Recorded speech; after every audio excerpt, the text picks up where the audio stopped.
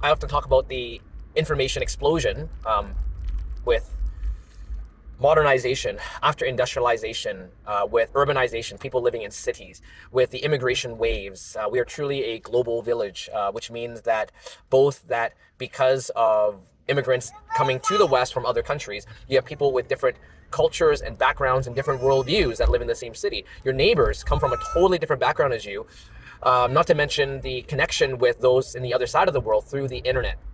And now, of course, in recent years, the popularization at the grassroots level of artificial intelligence and ChatGPT, AI, other AI platforms and tools and things like that. And so there's just so much information. Now, is is too much information in and of itself the hindrance to living faithfully for Christ? Well, not exactly.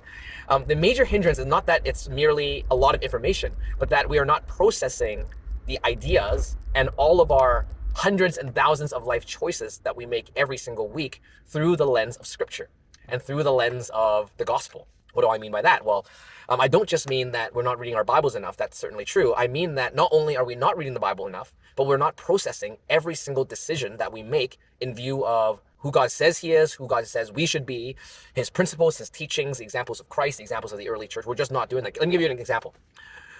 We during Christmas, we don't buy completely new gifts and really expensive gifts to our kids. And we made that decision very intentionally. We do give them gifts with something small. I think we got them like socks or shoes or something like that. And then instead, we, past couple of Christmases, we decided that we would give money and buy items in order to support those in need, financial need, particularly through my sister, who's a social worker, and she's connected to these families that she works with.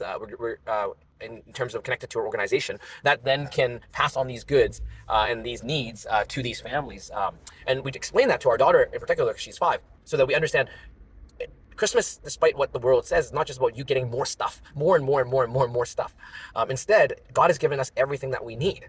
We have food, we have shelter, we have basic clothes, our basic needs are met. She has an education, but instead, when God gives us more than enough, our job is to serve others. Now, that was a very intentional decision, not only from the point of view of having that as a practice for our family, but also we got to sort out our budget to see how much we should give, how much we should spend in other areas, make sure everything is kind of balanced. But that took a lot of thinking, and not to mention between my wife and I, we had to negotiate that and make sure we're in agreement.